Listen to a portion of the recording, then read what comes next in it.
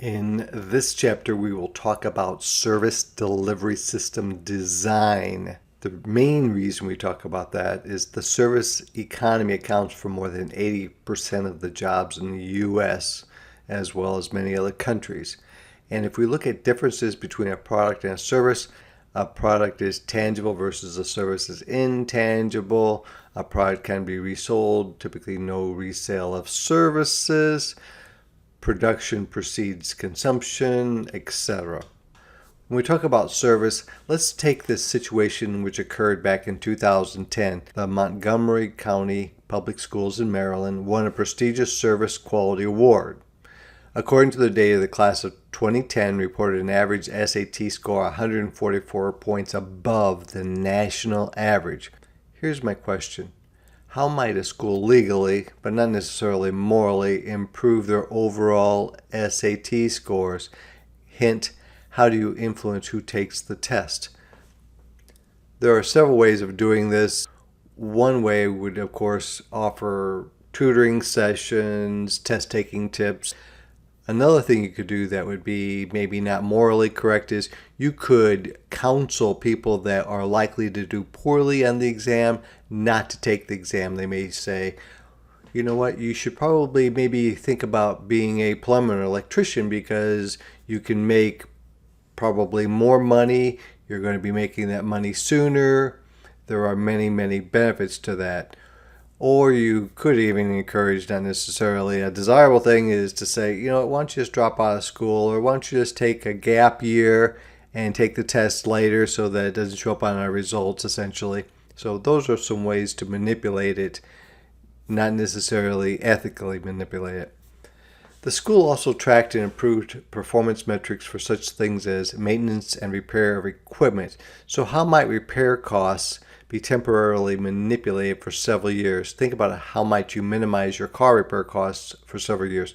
Well, if I wanted to reduce maintenance costs for a period of time, before I started that collection of how am I doing on maintenance costs, I would buy new stuff, buy a new car, buy new copiers, buy new HVAC systems.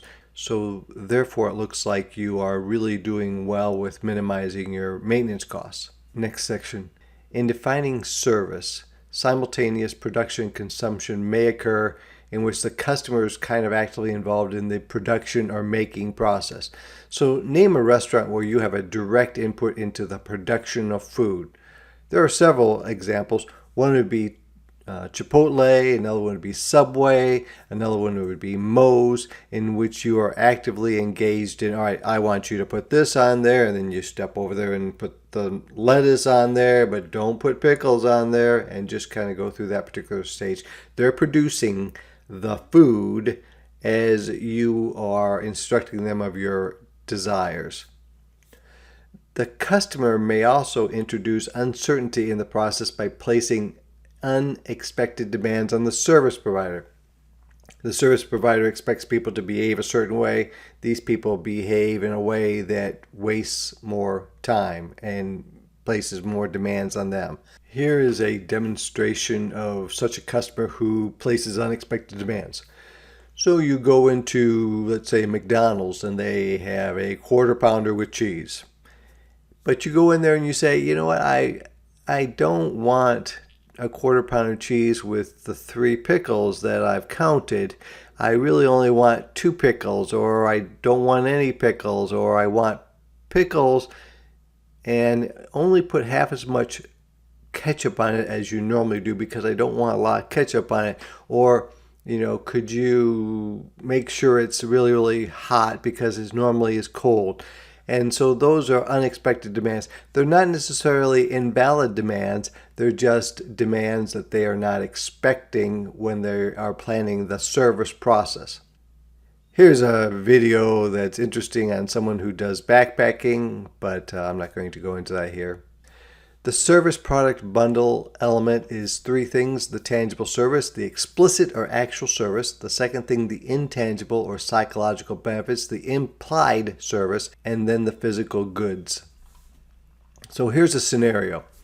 Burger King took your order, yelled at you, threw your to-go order through the drive-through window into your car, which element or elements was not met?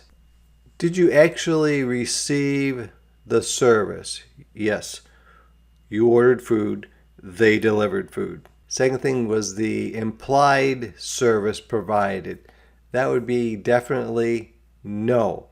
When you ordered, it was implied that they did not yell at you, they did not throw your food at you, they did not do other sort of rude things. You did not specifically say not to do that. It was implied. When you go to a drive-up window or any sort of restaurant, you would not say, I would like a quarter pounder with cheese. I don't want you to yell at me. I don't want you to throw my food at me. I don't want you to spit in my food. I don't want you to, drop my food on the floor. Whatever. You don't say that because it's implied. And of course, the physical goods, yes, you received the goods. Identify the 3 service product bundle elements for these services. Eating at Texas Roadhouse. The physical goods, the meat, the sides, the drinks, the desserts. What are the tangible, explicit, or actual service? Is you had someone wait on you, asked you what you wanted, they had the cooks prepare the food, they delivered the food to you. Of course, the intangible service would be such as they didn't drop the food on the floor, they were not rude to you, the food was of a temperature that you expected, it wasn't frozen. So that would be that example. A second one would be taking a week-long cruise. The physical goods would be the food that they provide, the facilities that they make available to you, like your bed and your room and the pool. The tangible service, the explicit service, would be them cleaning your room, multiple times a day, the wait staff waiting on you, the cooks cooking for you, the various support people serving you. Of course, the intangible implied service is you want to have a good time, you don't want a lot of rudeness, you want things to run smoothly, all the things that you take for granted. Let's jump down to customer routed services. And these are services resulting in a unique, highly customized experience. Now, ideally, you're talking about a one-of-a-kind, almost no one else has this experience. But in reality, it's just experiences that many people, maybe most people, have not experienced. So, when have you been treated to such a unique, highly customized experience? Perhaps another, going back to the cruise, there are opportunities for you to take world cruises around the world. And so, yes, there are many people that do that, but really a very, very small percentage of the population would be likely to do that.